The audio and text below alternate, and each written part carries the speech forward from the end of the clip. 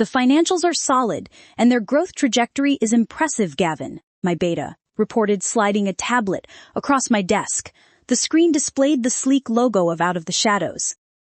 They've expanded their operations into LA last year, their model providing sanctuary and training for wolves without packs, omegas, the vulnerable. It's garnered significant support. I skimmed the report, a noble venture on the surface. Gavin's tone, however, held a note of subtle caution. And the catch. Their alpha, Lucian Reed. He's unconventional, operates outside traditional pack hierarchies.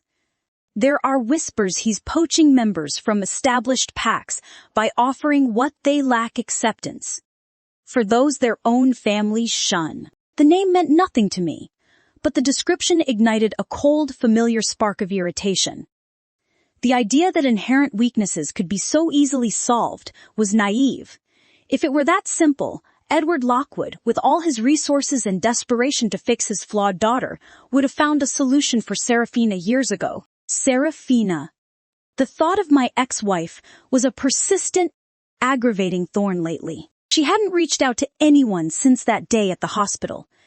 Even matters concerning Daniel were handled via terse, efficient texts. She was actively erasing herself from our world. This is what you wanted, I reminded myself.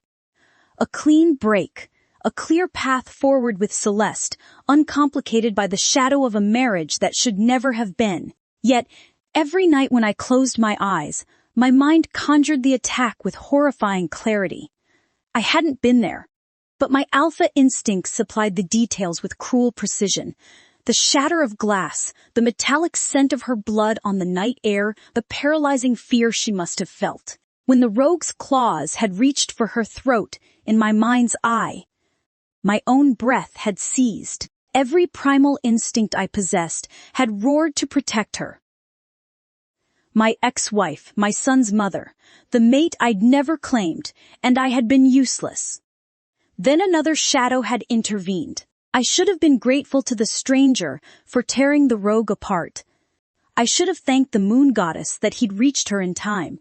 But watching him, in the relentless reel of my imagination, cradle her against his bare chest, a growl had ripped from my throat before I could suppress it. My canines had ached, my vision tinging with red. Mine. My wolf Ashar snarled. Then, I'd wake, heart hammering against my ribs in the vast silence of the Alpha Suite. That final word had to be a phantom, a relic of a strained bond. Sarah was never mine. For 10 years, I'd refused to mark her, refused to grant her the title of Luna, because we never belonged to each other. She was my wife by unfortunate accident, not by choice. Now, we were finally free. Celeste was back, willing to forgive the past and build a future. I couldn't jeopardize that. So why had seeing Sarah's icy, detached gaze in the hospital felt like a crack forming in my very foundation? Why did the dream image of another man's hands on her waist make me want to paint those fucking trees with his entrails? I dragged a hand down my face and stared out the window. The moon was waxing, nearing fullness. That's it. For 10 years, the full moon had always pulled me to her. A relentless, physical craving I could never fully explain or control. Her body had been the only solace for the restless, aggressive energy that consumed me each cycle. But that wasn't love. It was need, a base, biological compulsion. Now, we were divorced. I had no reason to drag Sarah back into that sordid dynamic. Pushing back from the bed, I headed for the bathroom, turning the shower to cold. I needed to drown the heat, the possessiveness, the unwanted echoes of a word that had no right to exist. Mine. Tend. Wend. I'd ultimately taken Gavin's advice to visit the OTS headquarters in person. Their financials were indeed promising, and a potential alliance held merit. More pressingly, Ethan had confided his frustration over Celeste's training. A decade away from pack life had left her wolf weakened, and we couldn't risk a repeat of what happened to Sarah. Celeste found the idea of training in front of our pack members humiliating, so we decided to get her a special one. Stepping into the Ots complex, I had to admit the place had a distinct energy. It felt purposeful, almost healing. My only irritation was the absence of their alpha. Lucian Reed, my request for a meeting was met with a polite but firm deferral by a staff member. Alpha Reed is currently occupied with a precious guest. He extends his apologies. Gavin bristled beside me. The Nightfang pack was not accustomed to being put on hold. I eased his anger, dismissing it as a negotiating tactic, a play for perceived value. That detached curiosity evaporated the moment I saw her from the second-floor observation walkway. Sarah. She was in Ott's training gear, hair plastered to her forehead with sweat, chest heaving as she prepared for another drill. The man opposite her was a mountain, easily twice her size, yet there was no fear in her eyes, only fierce, burning focus. This was a Serafina I had never seen. The guide's words about reinforced glass and kinetic sensors became a distant hum. My world narrowed to the room below. She held her own longer than I thought possible, but eventually her legs gave out, and she collapsed onto her back. Exhausted. A strange relief washed over me, followed instantly by a surge of something far darker as the man leaned over her, his face close to hers, too close, his posture intimate. A possessiveness, raw and startling in its intensity, slammed into me. I was moving before I fully processed the action, leaving Gavin and the confused guide behind. The sterile hallway blurred as I strode towards the training room. I arrived just as they were leaving the room. They were both breathing hard, the air thick with the mingled scent of their sweat. To my raging senses, it smelled like claim. My wolf, Asher, snarled silently, every muscle coiling. Sarah. My voice came out harsher than I intended. She finally noticed me, her body going still. For a second, something flickered in her eyes, surprise, perhaps a ghost of the old vulnerability. Then it was gone, replaced by that infuriating newfound ice. She turned back to Reed with a casualness that felt like a slap. Thanks for the session. I'm going to hit the showers. So you're just going to pretend I don't exist now, Sarah? The words came out laced with a bitterness I didn't bother to conceal. Or is it that you don't want your new friend here to know I'm your ex-husband? Her eyes finally snapped to me, wide with incredulity. You mean the ex-husband who made it abundantly clear he wanted nothing to do with me? What I do is none of your business. Serafina. The man reached her hands. Hey now, he said, his tone calm but firm. Let's all just stay out of this, I growled, glaring at their joined hands. This is a family affair. No one needs you meddling. Whoever the fuck you are. The man chuckled and took a step forward, standing next to Sarah. I am Alpha Lucian Reed of Shadowvale Pack and the president of the organization that owns this building we're standing in. I finally had an identity for this meddlesome stranger, and I didn't like it one bit. But if he thought his credentials were going to make me cower, he had another thing coming. Every male in here was a fucking alpha. I assume you're the famous Alpha Kieran, the man said. My apologies for missing our meeting, but you shouldn't take it out on my guest. As you can see, Sarah is the precious appointment I had today. Hearing him use her name so familiarly made the anger on my skin feel twice as hot. But the true fury ignited when Sarah stepped forward. Shielding him. Leave Lucian out of this, she said, her voice cold. I asked to come today. I had no idea about your business arrangements. If I'd known you'd be here, I might have reconsidered. The dismissal in her tone was a fresh insult. Do you even know him, Sarah? Running off to a stranger's territory alone?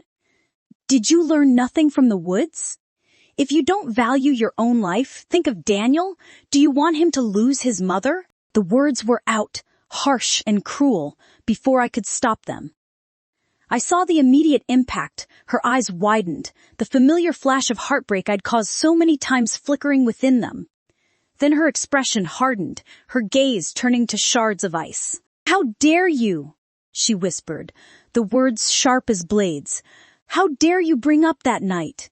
If it weren't for Lucian, I wouldn't be here at all." I saw the tears welling, but she refused to let them fall. Instead, she turned sharply to Lucian.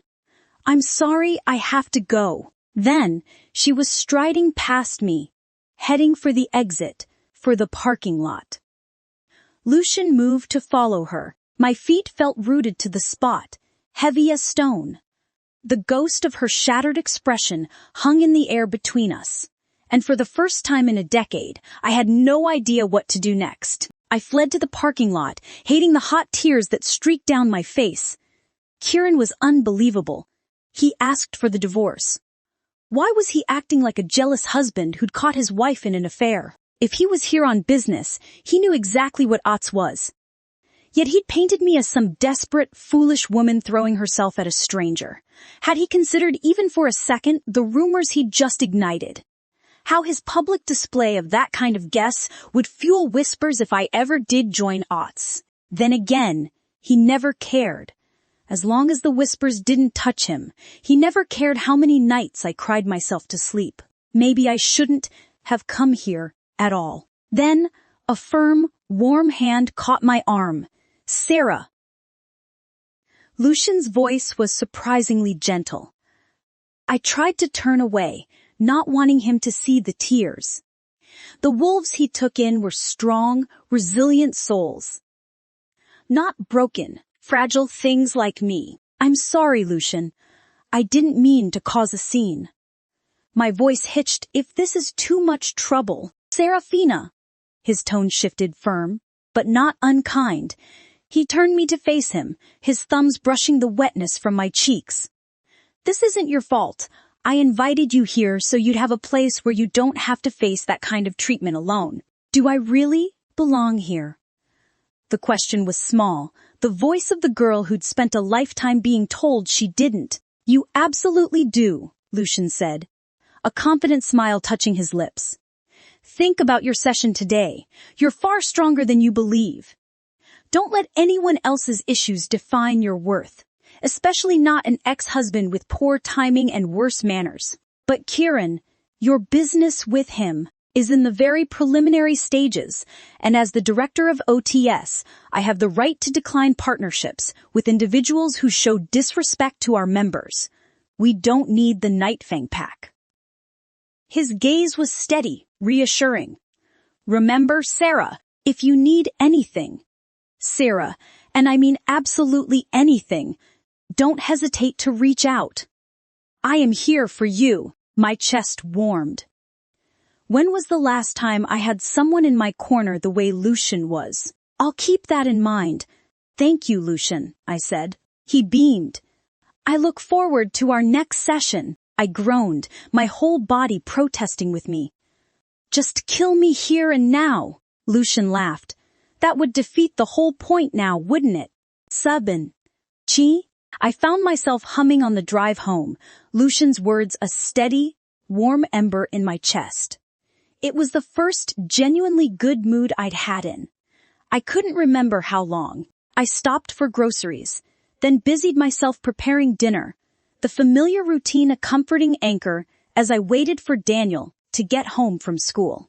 All the confusion and tension of the day faded away when I heard the front door open and close, followed by the sound of rushing feet, heading for the kitchen. "Mom." I turned in time to catch his hug, but couldn't help wincing when he squeezed my middle, drawing a protest from my abused abs. He froze and pulled back immediately, looking at me in horror. "Are you okay?" he asked in alarm. "Are you hurt?" I shook my head vehemently. "No, baby. Not hurt, just sore." He frowned. "Why?" I shrugged. "Your mom had a training session today." His eyes lit up. "Like the kind Dad does?" I smiled. "Nothing that intense, not yet, at least, but yes." The pride that shone in his eyes made every sore muscle worth it. "That is amazing, Mom. I am proud of you," he beamed. "I wish I could grow up faster so we could train together and I could protect you." "Oh, baby!" I pulled him to me again, and this time he was careful not to hold me too tightly. He truly was the greatest thing that had ever happened to me. I swore then and there that no matter how hard it was, no matter how much my weak body ached afterward, I would keep training. I would grow stronger and be the kind of mother my son could be proud of. A week later, the only thing keeping me from rescinding my vow was Daniel's proud smile every time I came home bruised and aching. Every day after dropping Daniel off at school, I headed straight to OTS headquarters, where Lucian, the sadistic bastard, devised innovative new ways to make me hate my life. Today, however, was different. It was the day of Daniel's long-awaited school field trip, a special wilderness expedition for his biology observation group. He'd left that morning practically vibrating with excitement, vowing to earn the courage badge. "You'll get it, my brave scout," I'd said, smoothing his hair. "Just remember to listen to your guides and stick with your buddy." "I will, Mom. And I'm gonna bring back something awesome for my observation log." His enthusiasm was contagious. To celebrate my little warrior, I'd canceled my training and driven to Sunny Meadows Farm, a pick-your-own-produce and livestock spot about 30 minutes out of town. Old Ben, the farmer, knew me by now. "Back for another round with the poultry, Miss Sarah?" He'd chuckled, his eyes crinkling. "That big red's still giving you the slip." "Today's the day, Ben," I'd declared, pulling on a pair of borrowed work gloves. "Daniel's earning his badge, so I'm earning his dinner. It's going to be herb roasted with all the trimmings." Ben laughed, a warm, raspy sound. "Well, you know the rules. She catches it, she buys it. Good luck, remember, quick and decisive. They sense hesitation." I'd spent a good 20 minutes in a light-hearted, dusty pursuit, my focus entirely on outsmarting the wily chicken. I just managed to cleverly herd the bird into a corner near the feed bins, my heart pounding with a silly sense of triumph. "Gotcha now," I murmured, slowly crouching, arms wide. That's when the aggressive, out-of-place snarl of a high-performance engine ripped through the farm's calm. A sleek, blush-pink sports car, a car worth more than Ben's entire property, screeched to a halt just beyond the wooden gate, kicking up a cloud of gravel dust. The chicken I'd been stalking let out a panicked squawk and darted between my legs, vanishing into a thicket. All around, the peaceful clucking erupted into avian chaos. My hands closed on empty air. I stumbled, catching myself on a fence post. Frustration, hot and immediate, washed over me. All that work. "Hey!" Ben called out from the porch of the farm stand, his friendly demeanor gone. "Easy there. This is a farm, not a racetrack." I turned, my face flushed from exertion and now irritation. Dust smudged on my cheek, my hair a wild mess from the chase. I was ready to give the driver of that obnoxious car a piece of my mind. But the driver's door swung open with a precise, elegant click. A slender, manicured hand emerged, followed by a leg sheathed in designer silk. Then, she unfolded herself from the low seat with the grace of a panther, effortless, poised, and completely out of place among the hay bales and roaming chickens. The breath froze in my lungs. All the frustration, all the silly triumph of the chase drained away, replaced by a cold, familiar dread. I didn't need to see the perfect golden waves of hair, the oversized sunglasses, or the flawlessly applied nude lipstick to know, because even on my best days, I already paled in comparison to her. I didn't need to give her more of a leg up. Celeste. It took every ounce of dignity and self-respect I had not to cower and shrink under the cold disdain in Celeste's eyes as they roamed over my body. Her glossy lips twisting in disgust. "Wow, Sarah," she sneered, shaking her head. "What the hell was I worried about?" she said, almost to herself. I crossed my arms. a flimsy shield. "Why are you here, Celeste?" She cocked her head. "So hard to find these days." "Sarah, how is life as a Dvorki, by the way?" I clenched my jaw, fists tightening at my sides.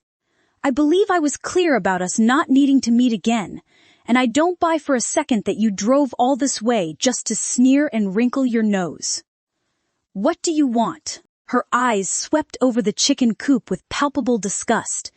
"You really want to have this conversation here?" Old Ben, watching from the porch, gave me a silent, questioning look, his weathered face etched with concern. I shook my head slightly. Celeste was fastidious. This rustic setting was its own punishment. She wouldn't last long. No need to drag Ben into our family ugliness. Without another word, I walked past her to the outdoor sink, methodically washing the dust and grime from my hands. "There's a gazebo by the orchard," I said flatly, not looking at her. "Wait for me there." Predictably, she wrinkled her nose again, but retreated toward the indicated path, picking her way through the grass, as if it were contaminated. By the time I'd composed myself and joined her, she'd been seated for a while, sipping from a cup of tea Ben must have provided. She held it with her fingertips, as if it might stain. "Well?" I prompted, standing across from her. "Get on with it." She ignored my question, her gaze distant. "You know, I've often wondered about it," she mused, her voice deceptively light. I frowned. "Wondered what? What could you have possibly done to trick Kieran into bed with you that night? How did someone as fundamentally unattractive as you pull that off? How much did you fuck with his brain that he lost all common sense?" I closed my eyes, breathing through my nose. I was so not in the fucking mood for this. "Goodbye, Celeste." I turned to leave, but Celeste moved with surprising speed, blocking my path. "Stay away from him," she hissed. I looked up at her. "Who?" "Kieran," she spat. "Who else?" I sighed. I was way too tired and sleepy for this bullshit. In case you didn't get the memo upon your return, Celeste, Kieran and I are divorced. Surely he mentioned that to you. And yet, you are still going around, shamelessly seducing him like the slut you are. I froze, waking up a little. "Excuse me." Celeste's face morphed into something ugly and vicious. "He came home unhappy the other day. Did you think I wouldn't check who he had met? That I wouldn't know you are still clinging to my man pathetically?" The sheer absurdity of her accusation left me momentarily speechless. Kieran had caused the scene, and somehow I was to blame. "He left you, Sarah," Celeste continued, each word a sharp-edged blade designed to cut. "He never wanted you 10 years ago, and he doesn't fucking want you now. Look at you and look at me. Do you really think he'd choose an ugly, wolfless slut over me, the woman of his dreams?" She stepped closer, and her jasmine perfume wrapped around me like a poisonous fog. "You are nothing, Serafina," she hissed. "Do you hear me? Nothing. You have no wolf, no job, and now no husband.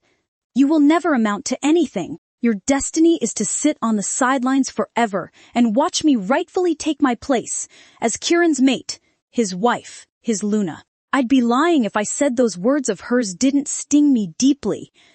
I'd spent a lifetime hearing these. Wolfless, weak, unworthy, decades trying to outrun it. But after that night, I became a sinner forever, never deserving of any mercy. I'd groveled for scraps of their approval, played the obedient wife, swallowed all the accusations, even voluntarily walked away from my marriage, thinking distance might dull the ache. But none of it mattered. Here stood my sister, right before me, oozing that same venomous smile she'd worn when she'd accidentally exposed my lack of a wolf to the entire pack. Memory fragments burned behind my eyelids. The mother turning away as the pack youths tripped me into mud. Father's dismissive snort when I begged for training. Ethan's indifferent eyes when his friends cornered me in the woods. Celeste's laughter. When her minions pulled my hair hard, I squeezed my eyes shut. The ugly darkness I'd kept caged for years rattled its chains. Years of fury, humiliation, and swallowed pain erupted in a single breath. When my eyes snapped open, I gave a dark smirk at her. "You are right," I said sweetly. "You are his dream woman, and yet I let my smirk sharpen as I went in for the kill. For 10 years it was my bed he came to, not yours." The effect was instantaneous. Celeste flinched like I'd slapped her. I considered doing that too. "The trick I played must have been a damn good one," I continued, enjoying the way she seemed to crystallize in front of me. "I must have fucked with his brain so good. He couldn't go a day without fucking me." The look in her eyes, horror and disgust, didn't hold me back but stoked the darkness inside. I tilted my head. "Tell me, have you two even slept together yet?" Her flawless porcelain features cracked. I smiled more evilly. "So that means you don't know about the adorable little birthmark on his left butt cheek. Or the way his voice breaks when he—" "You bitch!" Celeste seethed, and I could almost imagine steam coming out of her ears. I cocked my head. "What is wrong? Can't handle the truth. 10 years is a long time, Celeste. You'd be surprised what can happen in a decade." "Shut up, you vicious bitch!" She clapped her hands over her ears, tears spilling down her perfectly contoured cheeks. "How dare you? You stole those 10 years from us. This is all your fault." The way she sobbed, raw, ugly, childish, suddenly reminded me of her as a newborn. How she'd wailed until I rocked her to sleep in the nursery, her tiny fingers clutching mine. How I'd sneak her extra desserts when mother wasn't looking. There was a time I'd have burned the world for her. When did we become this? My heart clenched. What was I even doing from the moment I signed the divorce papers? All I wanted was peace and distance. So why was I standing here, trading vicious blows with my sister over a man who never loved me? I sighed, the fight draining out of me as quickly as it had surged. "Celeste, don't think your lies will work on me." Celeste scrubbed the tears from her face, her expression hardening back into venomous spite. "If your marriage to Kieran was so perfect, Sarah, why did you only manage to produce one child in 10 years? The blow landed with pinpoint accuracy, striking the deepest, most private wound. My breath hitched. The sneer returned to her face, triumphant. "I thought so." She strode past me toward her ridiculous pink car, pausing to slide her sunglasses on with a flourish. "You may only have Daniel, Sarah, but trust me, he will not be Kieran's only child. And my children with him will be the only ones worthy of being his heirs. And when that time comes, you'd better know your place if you get in my way." "Well, don't say I didn't warn you." Her engine roared to life as the car sped away in a cloud of dust and arrogance. I could feel my vision tinge with red. What did she mean by that cryptic threat? Why drag Daniel into this? I could endure their coldness, their neglect, even their insults toward me, but I would not let my son be thrust into that same arena of judgment and conditional love. I didn't care about him being Kieran's heir.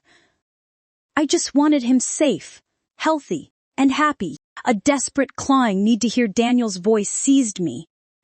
My hands trembled as I pulled out my phone and dialed the number for the secure watch he wore for emergencies. It rang. And rang. He's just busy with his scout mission. I tried to soothe the rising panic. He's having fun. He's fine. But the icy dread in my gut grew, spreading through my veins. I finally gave in and called his homeroom teacher. Mrs. Blackthorne. Her voice was tense, professional, but laced with an underlying alarm that stopped my heart. "We were just about to contact you, Daniel. He seems to be missing. The heroine is currently facing a difficult situation and needs your support. Please leave your words of encouragement for her in the comments section." The news about Daniel hit me like a bomb. Even with the divorce, I'd arranged for my son to have a discreet security detail on daily life trusted men from my own pack. and now they were unreachable. Something was very, very wrong. I arrived at the school expedition site in record time. My alpha senses already scanning the area, picking up nothing but the fading sense of children and panic. Then I saw her and him. Rage, white-hot, an immediate surge through me. What the hell was she doing? Our son was missing, and her first instinct was to bring him, a man she'd known for weeks. Instead of calling me, I stormed over. "Why didn't you call me? I'm his father." She turned, and the look in her eyes stopped me cold. It wasn't just fear or grief, it was a cold, sharp distrust. I wanted to, but I wasn't sure. She crossed her arms as if it felt safer. "I wasn't sure who you'd choose between Daniel and her." What? The words made no sense. Celeste. She took a deep breath, her gaze turning away from me. "I can't trust you right now, not completely. Are you even listening to the bullshit coming out of your mouth, Sarah?" I snapped, the frustration boiling over. "You're so busy with your situations that you let our son slip away, and now you're blaming Celeste. Maybe the person unfit here is you. How dare you? Time out." Lucian Reed stepped between us, his calm voice grated on my nerves. "I think our sole focus right now needs to be on finding Daniel. Everything else can wait." I shot him a glare that should have turned him to ash. As if I needed a reminder about my son's safety, the head guide, a harried-looking man in outdoor gear, recognized me and hurried over. His deference clear. "Alpha Blackthorn, thank you for coming so quickly. We've organized the initial search party. But, report now," I commanded, cutting through the formalities. He swallowed. "Of course, sir. Daniel was part of a small group collecting samples. According to his buddy, he became fixated on finding a specific fern for his observation log, a rare variety noted deeper in the woods. He insisted he saw it just off the main trail. Against protocol, he broke from the group. We didn't realize he was gone until the head count before departure. That was over 2 hours ago." Sarah made a choked sound beside me. "We immediately organized a team of our trained staff and searched the immediate grid," the guide continued, wiping his brow. "No sign. We've expanded the perimeter, but the terrain is difficult and light is fading. The situation is becoming critical." "I'm going in," Sarah said immediately, her voice trembling but resolute. "As am I," Lucian stated, followed Sarah immediately. "He's my son," I growled, the possessive pronoun ripping from my throat. "Of course I'm going." The guide's face paled slightly. "Sir, ma'am, we understand, but for safety and efficiency, the organized search teams are composed of professionally trained volunteers. We can accommodate family, but given the escalating risk, we can only allow 2 additional persons to join the core rescue unit. Any more could complicate coordination in the dark." 2 spots. Sarah, the mother, me, the father. It should have been simple. My gaze locked with Sarah's. The raw, desperate need in her eyes was a physical force, denying her would shatter her. I knew that, but the thought of her wolfless, recently attacked, vulnerable, venturing into the darkening, treacherous woods sent a spike of pure protective dread through me. We didn't need another casualty. I turned back to the guide, deliberately ignoring the way Sarah's breath hitched. "I'm an alpha. I'll lead with my men, and that is my son. You don't get to cut me out." Her voice was a whip crack of fury. For the first time in a decade of marriage, she stood her ground, glaring up at me with a defiance that burned away the last of her usual reticence. "Try to leave me behind, and I'll go in on my own. I swear I will." I pinched the bridge of my nose, a wave of exhaustion battling the adrenaline. "Sarah, be reasonable. You don't have a wolf, you could." "So that's it again, is it?" she demanded, throwing her hands up in a gesture of furious exasperation. After a lifetime of being treated like garbage for not having a wolf, I'm not even allowed the basic right to look for my own child. It was never like that. I sighed, the old argument hollow. But in this moment, under the weight of our missing boy, I understood her fury. Fine. You can come. But you stay close to me. You don't wander. You don't take risks. Is that clear? Her clenched fists slowly uncurled. She seriously nodded. I won't be a liability, and thank you. Dai, donged, wei. 10 minutes later, geared up and standing at the tree line, I tried to ignore the memory of Lucian pulling Sarah aside before we left. His hand on her arm, his voice too low for me to hear, his head bent close to hers. The image of intimate concern burned behind my eyes. I had no right to that particular brand of jealousy, but it simmered in my gut, all the same. Try to keep up, I said to Sarah, my voice colder than intended. If you fall behind, I'm having you escorted out immediately. This isn't a game. She didn't argue, merely tightened the strap of her pack, but she soon proved my assumptions wrong. The terrain was rough, roots snaking across the path, rocks slick with evening dew. The last vestiges of twilight faded, plunging us into the deep blues and blacks of the forest night. For those of us with wolves, our vision adjusted, painting the world in shades of gray and heightened detail. Sarah had no such advantage. Yet, she didn't falter. Her movements were deliberate, her breathing measured though labored. She navigated the obstacles with a surprising, gritty tenacity, keeping pace without a single complaint. Catching my sidelong glance of surprise, she let out a short, breathless laugh that held no humor. Don't look so shocked. The torture Lucian puts me through at OTS isn't for nothing.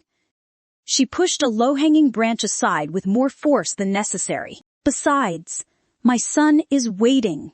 I'd always known Sarah loved Daniel. She would move mountains for him. It was a universal truth of parenthood I shared. But the woman trudging beside me now was different.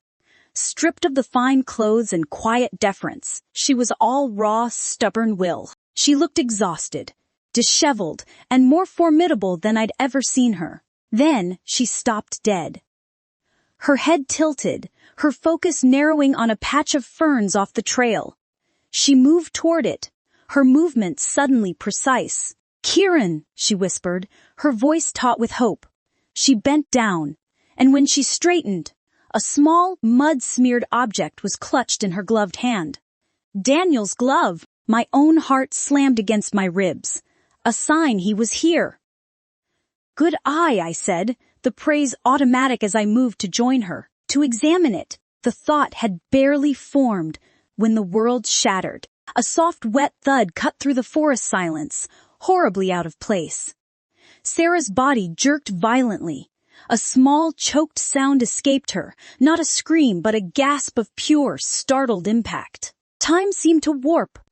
I rushed to her before she hit the ground, my arms catching her slumping form. The coppery scent of blood flooded my senses, sharp and terrifying. My gaze dropped to her chest, to the dark, rapidly spreading stain blossoming like a grotesque flower on her left side. Number.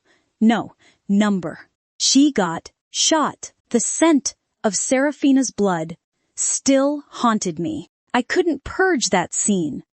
The second earlier, she bloomed a great smile at Daniel's glove, and the dark bloom spreading across her chest right before my eyes. My heart stopped. This was no dream, no phantom fear. This was visceral, immediate, and it hollowed me out. Actions followed instinct, not logic. My hands were already pressing against the wound, her blood hot and slick against my palms. My wolf, Ashar, was a silent, frantic roar inside my head. In a blur of motion, I had her in my arms, her weight frighteningly limp. I barked orders through MindLink to Gavin, my voice a stranger's rough, stripped bare. Daniel's glove. Sector 7. Lead the search, find my son. Then my feet were already carrying me away from the woods, away from the search for my child, toward my car. The rational part of my brain screamed. Let Gavin take her. Send Lucian in. You stay. You find your heir. But a deeper, more savage part snarled in defiance. My hands wouldn't release her. The thought of another man, especially Lucian, carrying her, touching her while she was bleeding out, was unthinkable. An agony I wouldn't endure. Those 30 minutes to the hospital were the longest of my life. I ran every red light. The world outside the windshield a meaningless smear. The only sound was her ragged, wet breathing. Each gasp a knife twisting in my gut. Stay with me, Sarah. I heard myself growl, the words a desperate chant. Do you hear me? Stay. For 2 hours, I paced the sterile, fluorescent-lit hallway outside the surgery suite. Her blood had dried on my hands, a crackling, rust-brown map of my failure. Every time I closed my eyes, I saw the bullet's impact. A call came through. Gavin, we found him, Alpha. He is safe. Twisted ankle scared but unharmed. He is at your parents', asking for his mom. Relief for Daniel was a wave, but it crashed against the immovable rock of my dread. My son was safe. But his mother, I couldn't form a coherent response. A grunt of acknowledgement was all I could manage before ending the call. My gaze remained fixed on the relentless, glowing red sign, surgery in progress. When the light finally snapped off, I was across the hallway in 3 strides. The surgeon emerged, looking tired but calm. Alpha Kieran, she began. Will she live? The question tore from me, stripped of all alpha decorum. She is stable. It was a through and through, a clean wound. It missed major arteries and her heart by a margin I'd call miraculous. There was significant tissue damage and blood loss, but the surgery was successful. The strength left my legs. I braced a hand against the cold wall, my head bowing. A sound escaped me. Part sob, part shuddering exhale. She is alive. Thank the moon, she is alive. The surgeon's voice softened. You can see her soon. She is in recovery. Nodding, I finally looked at my hands, at Sarah's dried blood caked in the creases of my knuckles. The relief was swiftly drowned by a tsunami of guilt, sharp and corrosive. She was alive, but she'd been shot, right in front of me. I was her alpha, had been her alpha for 10 years. I was supposed to sense threats to protect. I'd been focused on a child's glove, on my own frustration, while a sniper in the shadows had her in his sights. I'd failed her. Again, and I couldn't let it happen anymore. Fike. Seraphina's point of view. Consciousness. Returned in layers of agony. My eyelids felt like they'd been superglued together. My mouth felt dry and sandpapery. There was an itch under my right foot that was driving me crazy.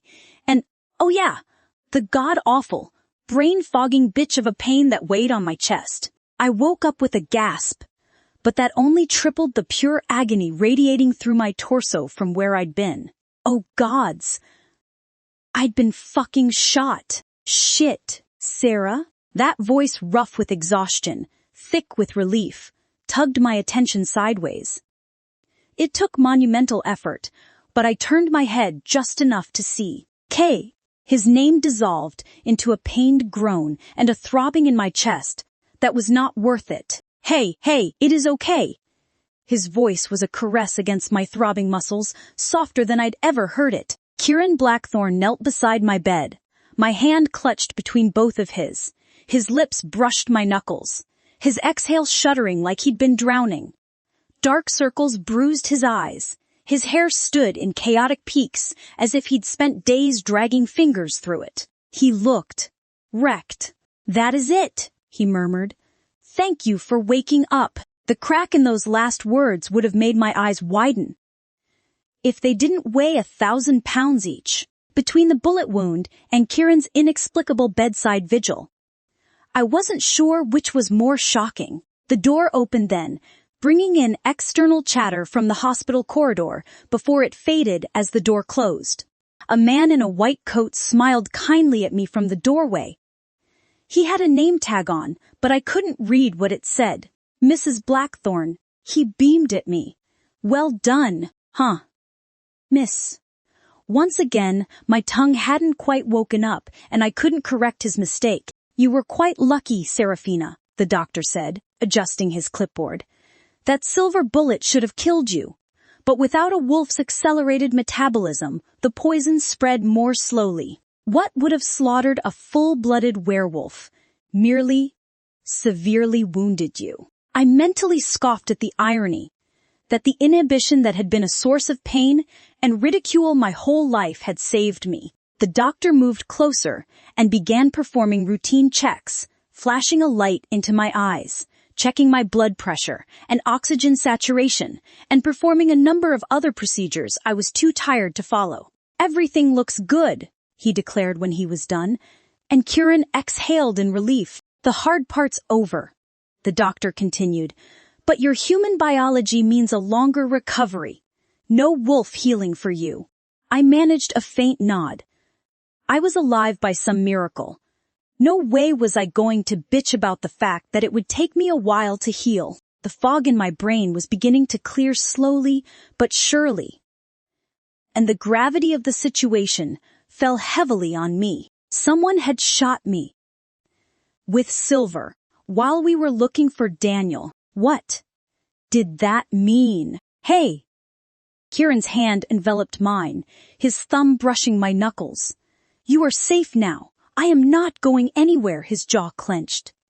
This won't happen again. I arched a brow. Why the sudden protectiveness? He gently, tenderly brushed my hair back from my forehead. I am not letting my son grow up without his mother, he said tightly. A fleeting pang went through me at the mention of Daniel. How was he? Was he hurt? Did he know I was hurt? Sarah, Kieran's voice cut through my spiraling thoughts. That mind of yours is working overtime. Stop. Just rest. I am here, he shook his head. I don't want you to worry about anything. Okay, just rest. I am here. Against all logic, against the terror of being hunted, his presence anchored me. For the first time in years, I didn't fear the dark, because the devil himself was keeping watch. I watched Sarah like a hawk, just watched the steady rise and fall of Sarah's chest, like it held the secrets of the universe. My phone buzzed in my pocket, and I fished it out with my other hand, not wanting to let go of Sarah's Daniel. Dad, how's Mom? Is her vacation over yet? I'd told him Sarah was away on an exclusive, immersive OCH training retreat, a necessary lie to spare him guilt and fear. To my surprise, the usually intuitive boy hadn't pressed, or perhaps he'd chosen to buy my words. I glanced at Sarah's sleeping face. She's getting better. You'll see her soon. The relief in his small sigh was palpable. Okay. Tell her I'm being good for Grandma. I won't wander off again. Promise. I nodded, though he couldn't see it, and ended the call shortly after. Then, Sarah's phone on the side table rang. An unfamiliar name flashed on Sarah's screen. Elaine. I answered warily. Hello. How is my favorite wordsmith doing? A woman's cheerful voice cut me off. You ghosted me for 2 days. Writer's block. Look, I know divorce sucks. You could be in a mental slump, but you are newly single, girl. Go live a little. Your readers need that sequel. That man never deserved you anyway. I pulled the phone away from me, frowned at the name, and put it back. Ma'am, I think you have the wrong number. There was a pause, and then, isn't this Sarah's phone? Well, yes, but I am Elaine, her editor. Could you kindly give the phone to her? I was frowning so hard, I probably had a unibrow. Editor, yeah, just as I've told you, she snapped. Who is this? Kieran. Her huss. I caught myself in time. It was one thing to let the hospital staff believe we were still married. It was another to introduce myself that way. Her ex-husband. The temperature dropped. Ah, the divorced ex-husband. Why do you have her phone, lady? What do you mean by editor? A dry laugh. Oh, this is rich. She said you didn't know. No? What? That your ex-wife is a best-selling author.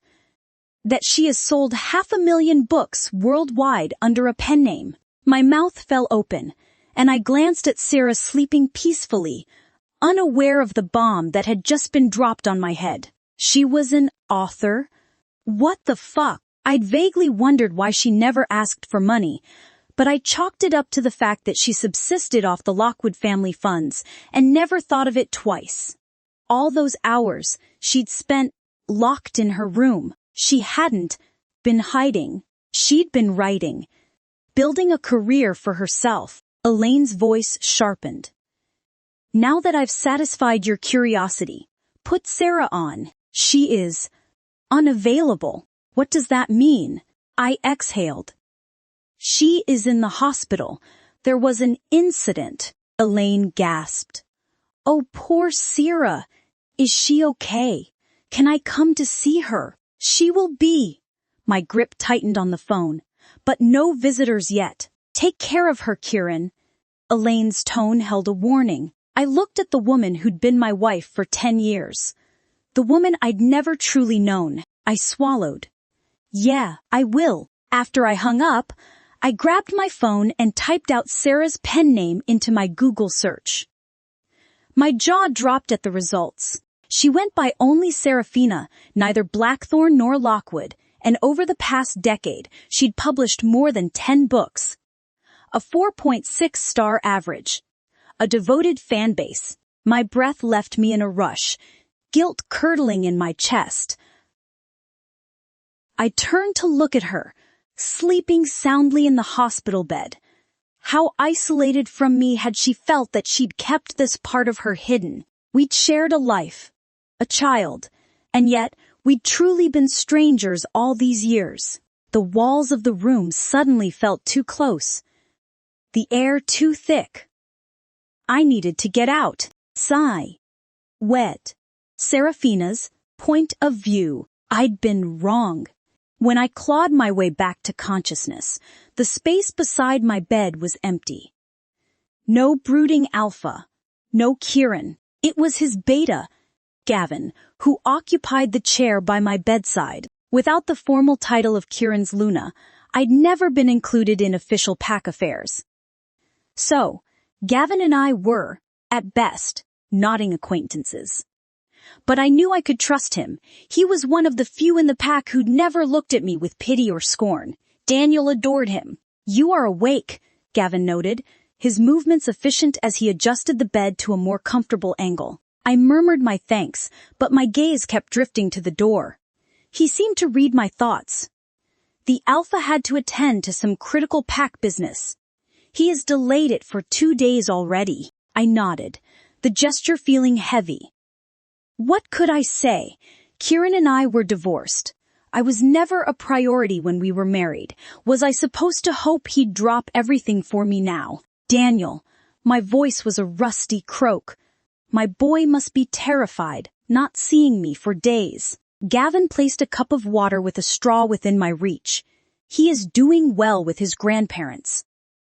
And we haven't told him about the shooting. He looked at me, apology in his eyes. I am sorry, we just thought. It is okay, I managed, lifting a hand to stop him. I understand it is for the best. He'd blame himself. He nodded. An awkward silence settled over the room.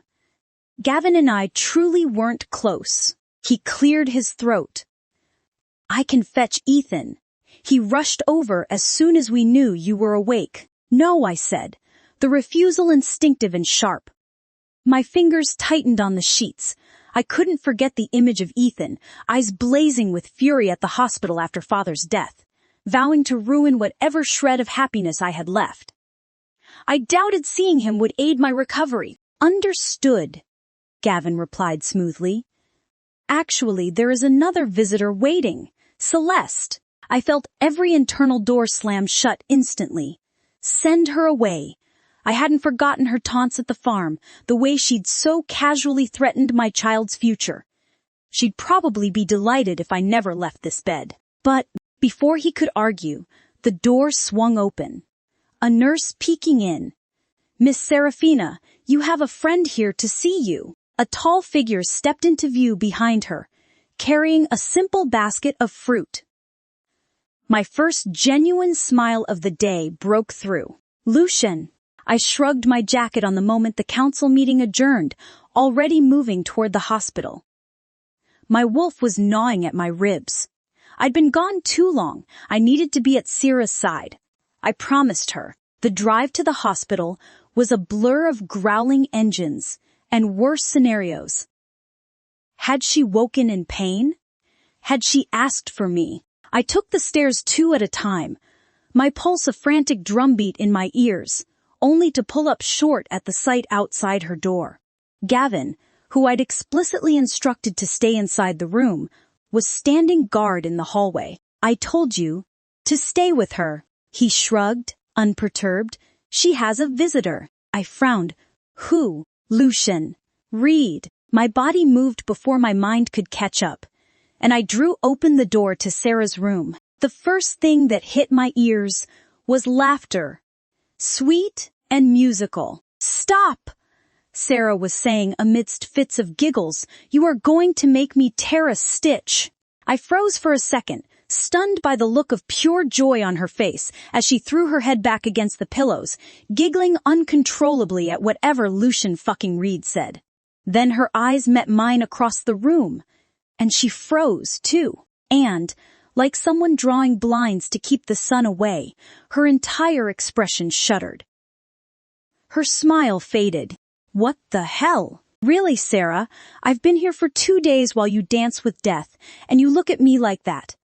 And I shot a glare at Lucian, waltzes in with a gift basket and gets a laugh. Her laughter was hollow. How amusing. "I don't recall asking for your vigil." Her eyes turned to ice. "Besides, there's something I need to discuss with you. Do you have any idea why Daniel went missing?" "What's there to know?"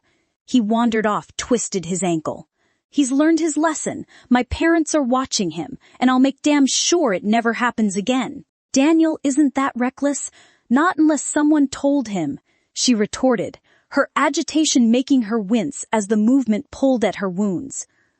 Lucian gave her hand a comforting squeeze. "Easy, Sarah.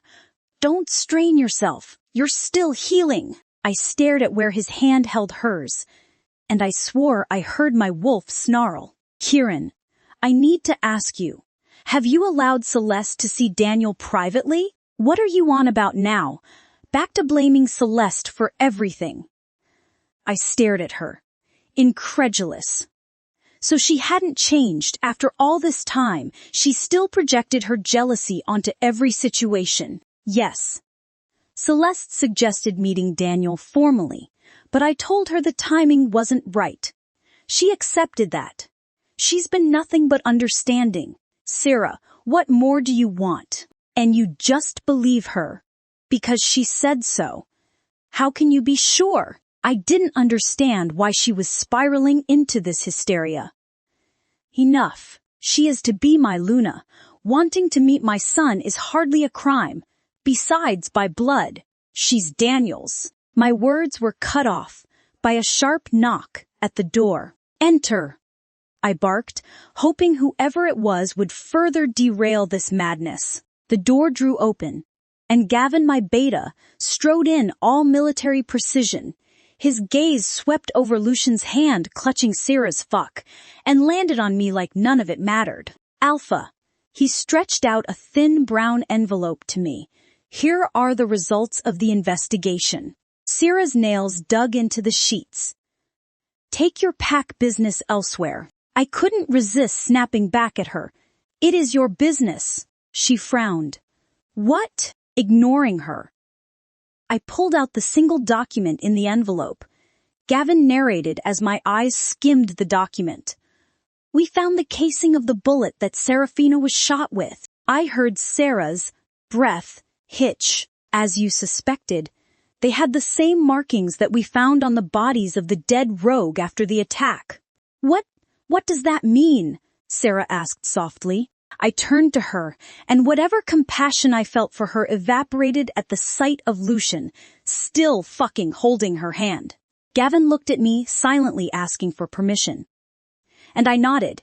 It means that the rogues who attacked during your father's funeral are the ones who tried to kill you with the silver bullet. But that is impossible.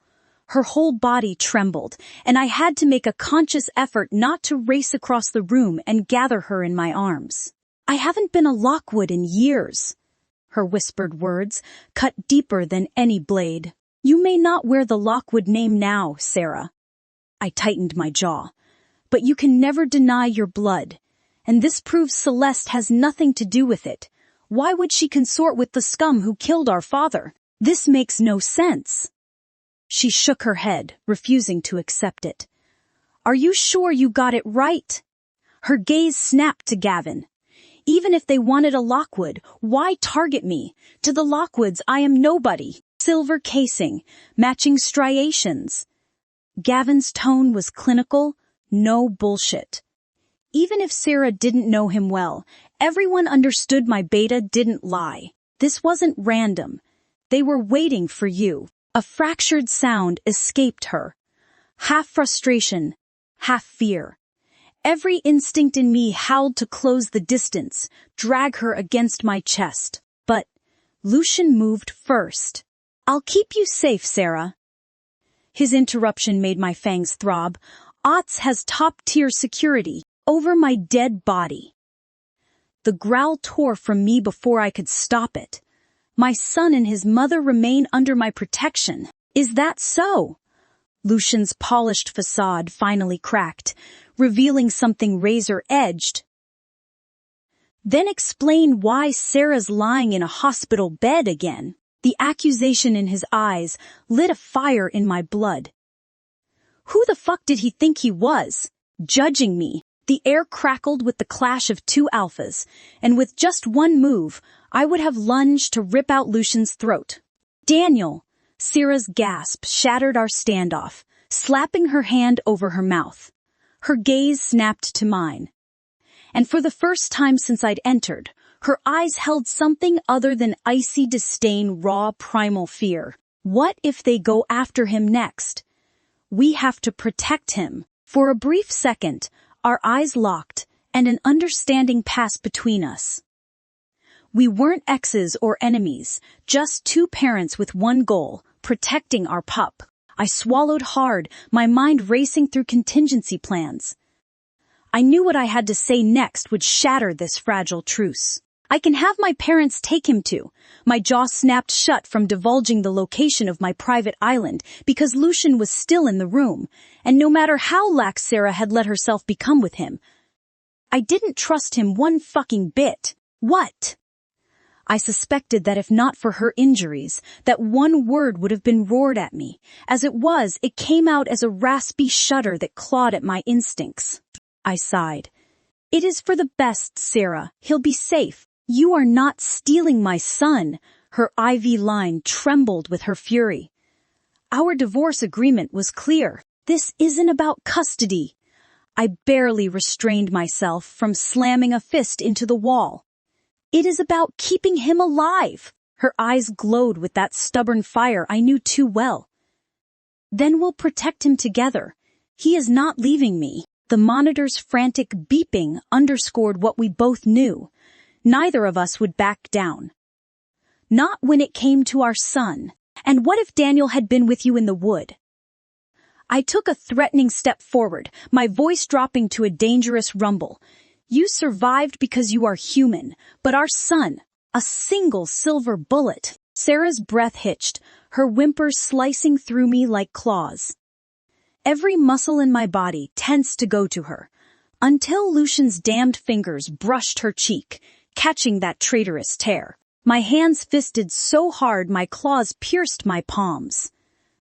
The coppery scent of my own blood mixed with the stench of my rage. See, can't I go with him? Her broken whisper shattered what remained of my control. I forced myself to shake my head, each movement agony. If you are their main target wherever you go, they will follow. And that puts Daniel in harm's way. A full-body tremor racked her frame. I didn't need the bond to feel her devastation. It pulsed in the air between us, thick as blood. Gods, how I wished with all my might that I could take the pain, all her pain away. I should have been the one by her bedside, holding her hand.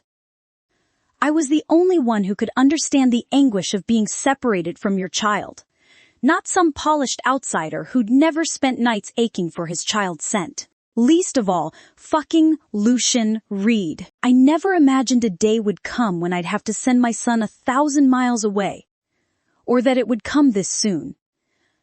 I thought I had until college at least, but life had a cruel way of rushing separations upon you. I spent a week recovering from the gunshot wound, and another entire evening trying to explain this sudden, special vacation to Daniel. Thankfully, Kieran had clearly spoken to him first. I had to give him credit. This conversation was a vast improvement over the last one. At least this time, I didn't see that heartbreaking fracture in Daniel's eyes. His only concern was simple, and it cleaved me in two. Could I come with him? It took everything in me, not to lie, to those hopeful blue eyes. I closed my eyes tightly and willed the tears brimming not to fall. No, I choked out. I can't. I pulled back in time to see his face fall. Why? My heart cracked at that one word, but I forced my voice steady, smoothing his wild curls. I have to train harder, baby, to protect you, he sniffed. But I am the one who is supposed to protect you. The dam broke.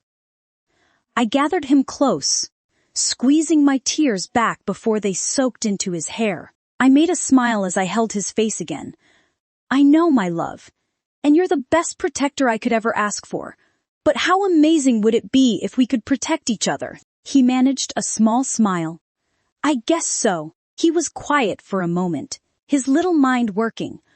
Okay, Mom, I'll go with Grandma and Grandpa. He looked up, a spark of his usual spirit returning. But before I go, can we have a family camping trip? Just you, me, and Dad? Said they.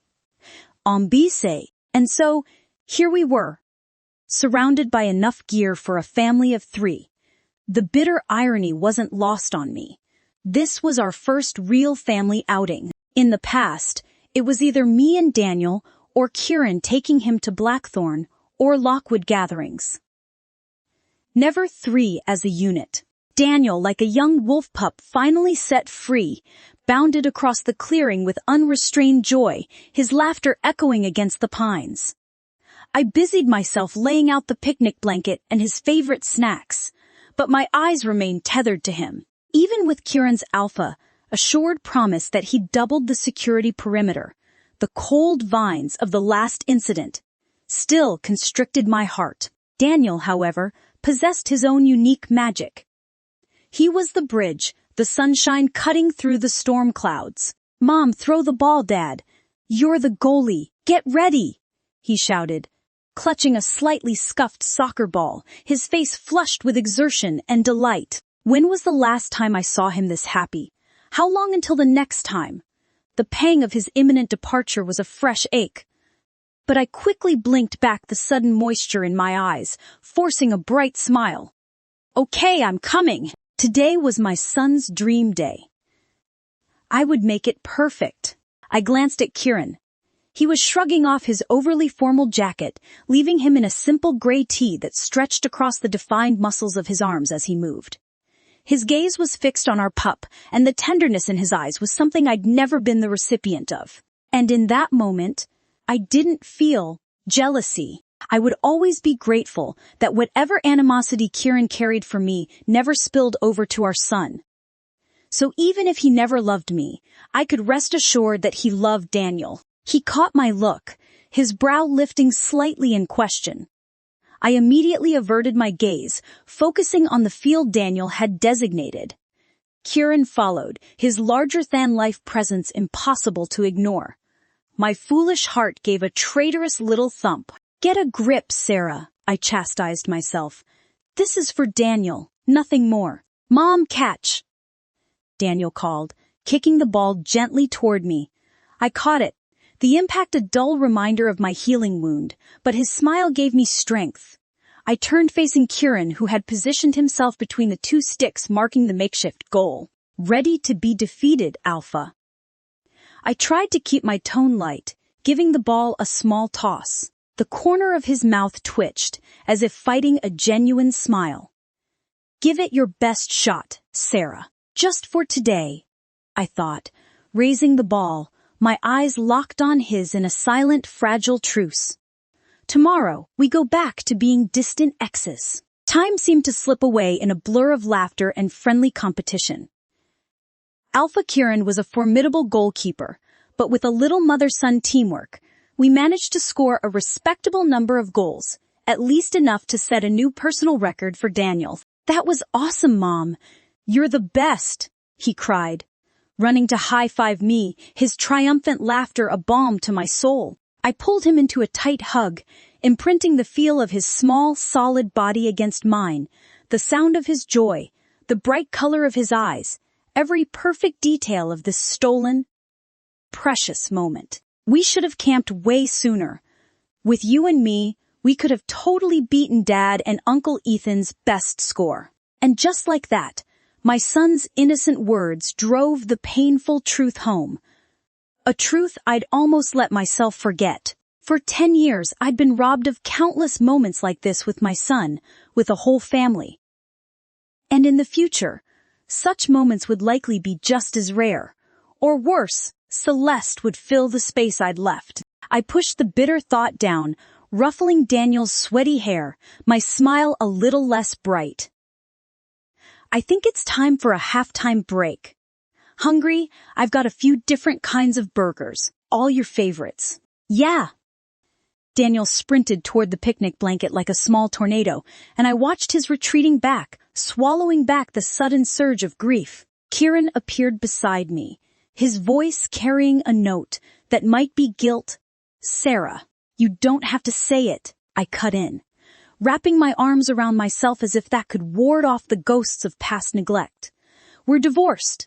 I know my place, and I'm sure you know yours. That's not but I didn't stay to listen.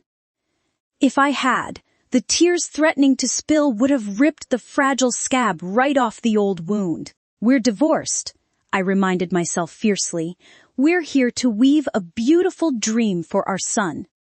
And that's all. The rest of the day passed in a strange, bittersweet blur. A mix of forced ease and careful distance between Kieran and me. Daniel, however, was in heaven. I swore he smiled more freely, laughed more brightly in those few hours than he had in the entire past month. For my son, I was grateful I could be a decent actress. I could pretend the icy chasm of a decade between his father and me had briefly melted. I could pretend my heart wasn't already crumbling at the thought of the goodbye looming at dawn. Now, in the quiet darkness of the tent, illuminated by the faint glow from the mesh window, I watched Daniel's sleeping face.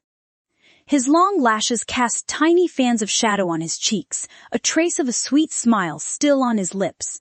A genuine soft smile touched my own mouth. The tent flap rustled softly. Kieran's silhouette appeared, framed by moonlight. He didn't enter, just stood there. His voice a low murmur meant only for me. They'll be flying nonstop to Nassau. Then a quick switch to our private seaplane for the last hop to Mushake, he said. Like he was reading today's headlines, I nodded. In the darkness, my throat tight. The house is fortified, he continued. No outside contact with anyone but you and me. He'll be safer there than anywhere in California. I nodded again. The movement slight. Reaching out, I let my fingertips trace the warm curve of my son's sleeping cheek, memorizing its softness. Please. I begged any deity who might be listening. Let tomorrow wait.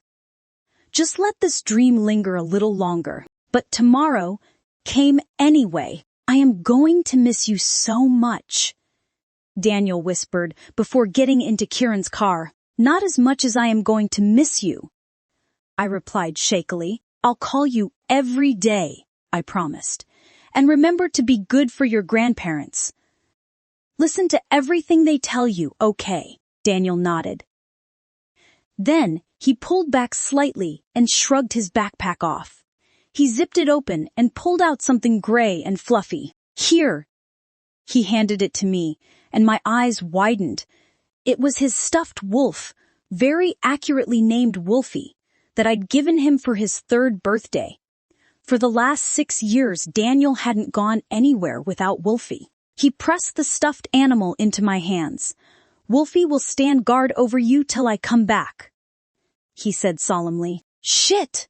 I whispered as I lost the battle with my tears, and they started pouring down my cheeks like rain. I pulled Daniel back to me, clutching him as tightly as I clutched Wolfie. Then, I forced myself to let go. I pressed a firm kiss to his forehead. Be safe, my love. I stood there, rooted to the spot, until Kieran's car shrank into a distant speck on the horizon. Only then did I find the strength to turn and walk back to my own car. The drive home seemed to last forever, blanketed with eerie silence, without Daniel fiddling with the radio and calling out every traffic sign he saw. Stepping into the house was worse. It is like the building knew that the light of my life was currently being taken thousands of miles away from me. I didn't even make it to Daniel's room. I slid down the front door and clutched Wolfie to me as the first of many sobs racked my body. Some might call it pathetic, a grown woman curled up in her child's bed, drowning in his scent like some lovesick omega. Fuck them. I spent the night in Daniel's room, burrowed in his blanket, inhaling his scent and trying not to dissolve into a messy puddle of tears. I'd gotten a clipped text from Leona when they landed at the private island. Due to the strict communication rules that served to keep Daniel safe, we couldn't schedule a call ahead, and I was informed that I'd hear from them when it was secure. Part of me thought they were going a bit overboard, but I was also grateful they were going overboard. Anything to protect my baby. I rolled out of bed, squinting against the morning sunlight streaming through the parted windows, and trudged to the bathroom, where I took a quick shower. I didn't want to go anywhere, but I had a follow-up appointment at the hospital, and the sooner I got the all clear, the quicker I could return to training and get strong enough to hold my own against the bastards who wanted me dead. I changed into a pair of jeans and a loose shirt and threw my hair up in a messy ponytail. I was hungry but felt too depressed to cook anything, so I grabbed an apple from the fridge. I bit into it as I opened the door and slammed right into Kieran's chest.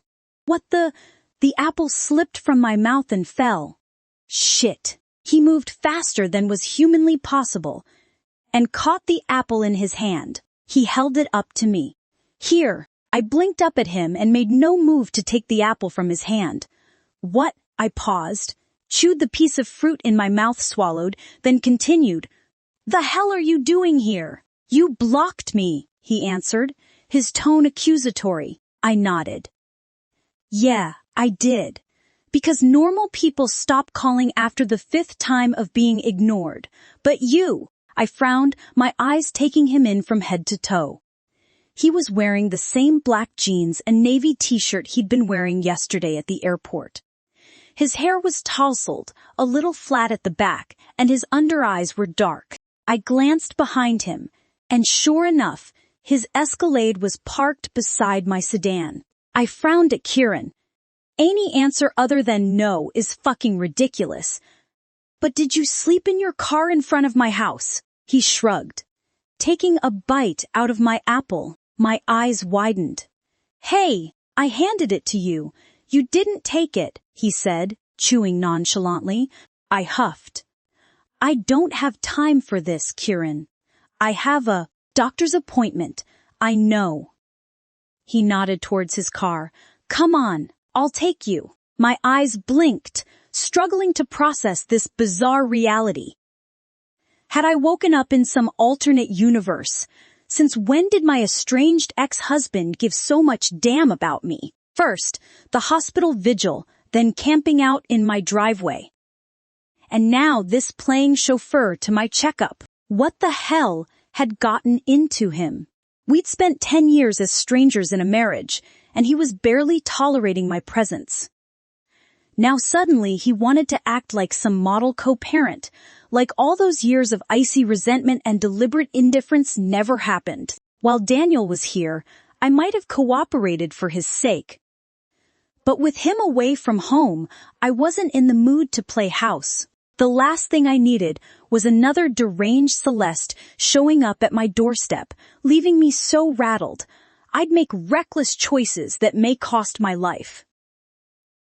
And the thought of being in an enclosed space with Kieran for any amount of time made my stomach churn, with something that wasn't hunger. I shook my head. Stop offering me rides. I am capable of driving myself. He frowned. Have you forgotten that there is a target on your back? I gave him a sarcastic smile and tapped my chest lightly. How could I? Besides, I pointed to the familiar black car parked opposite my house. Your security team has been watching me like a hawk. I don't need you to accompany me. He rolled his eyes. Sierra, if I wanted a hospital buddy, I'd call Lucian. Okay. Kieran tensed, and I flinched when he squeezed the apple in his hand so tightly. The poor thing crumpled to nothing. Juice trailing down his arm and dripping to the floor, he tossed the carcass away and fixed his eyes on me. Anger rippling off him in waves, and the sudden pressure in the air as his control snapped. Even without my wolf, I felt it. That primal alpha energy rolling off him in waves, thick enough to taste. Anger, frustration, and something else that made my human instincts scream to either run or I swallowed hard. Damn him. You are a dick, I muttered, brushing past him before my body could betray me further. At least he'd had the decency to nudge rather than command. Though the effect was annoyingly similar. Pick that up, I said, towing the destroyed apple. It'll bring flies to my porch. I didn't look back at his expression. The old me, the meek, obedient wife would never have spoken to him like that.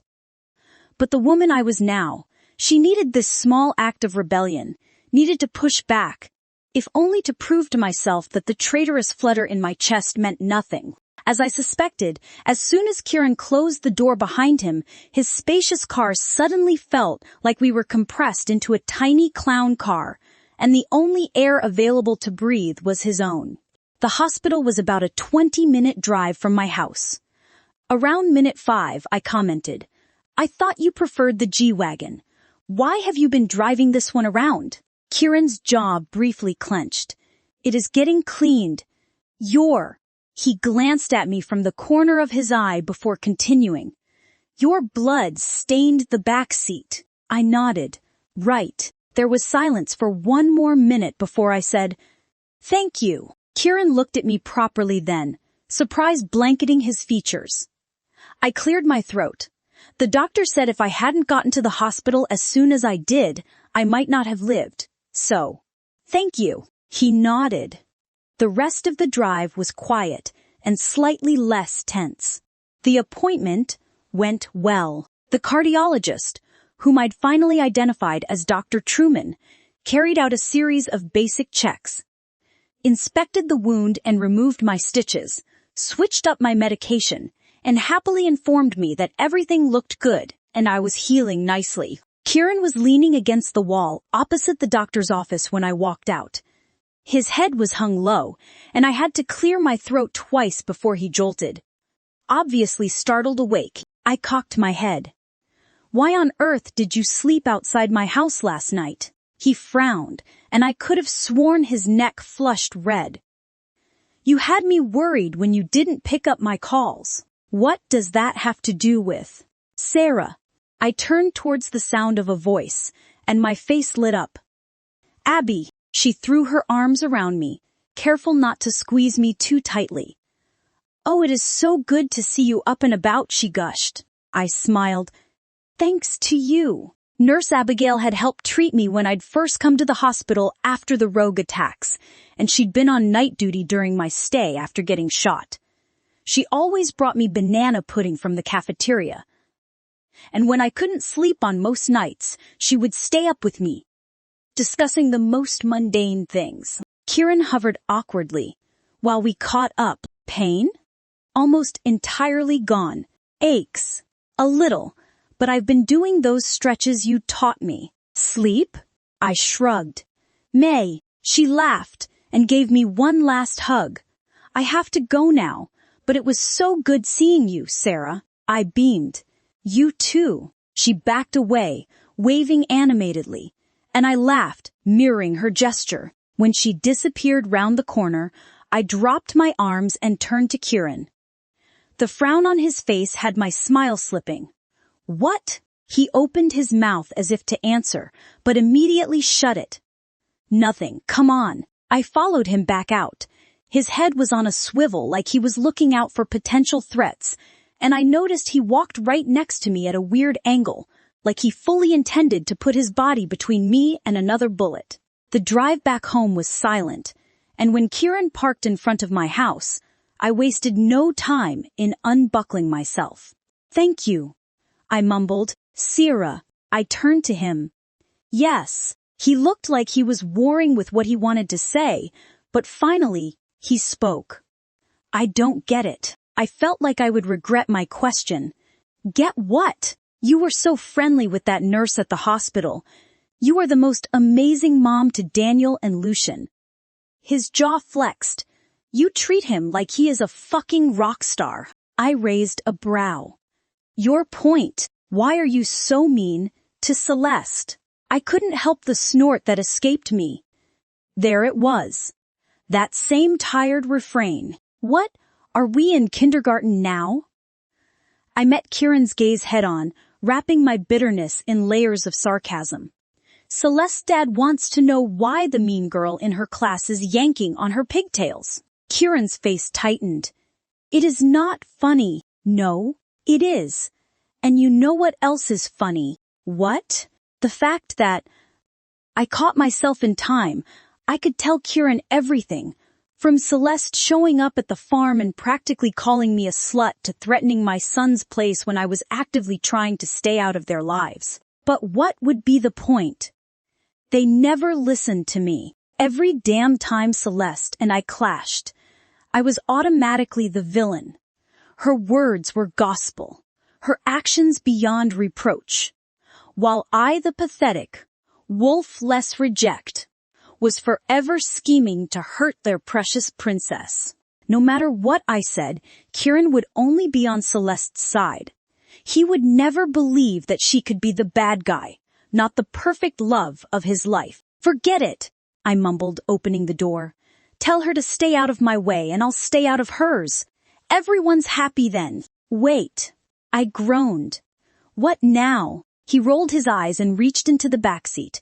His hand reappeared with a box. It is an encrypted phone for communicating with Daniel. The number is already there. If you use your phone, you run the risk of having Daniel's location traced. Oh. I reached out and took the phone. Thanks, he nodded. You have another appointment next week, right? I exhaled, clutching the phone box to me. Listen, Kieran, you don't need to do all this. Your security detail hot on my ass is enough. He shook his head. I promised Daniel that, well, Daniel's not here, and he is the only thing that tethers us together anyway. Something like hurt flickered across his face. Sarah, I opened the door. You have Celeste now. We hurt her in the past. You don't want to hurt her anymore, do you? He frowned. Of course not, but then we agree. Bye, Kieran. Thanks for the ride. I shut the door before he could say anything else. This was how it had to be. We'd gotten divorced for a reason, and with Daniel gone, we had no other reason to be in each other's space. It was best for everyone if Kieran and I kept our distance, and if my chest ached at the thought, it was probably because I was still healing from the bullet wound.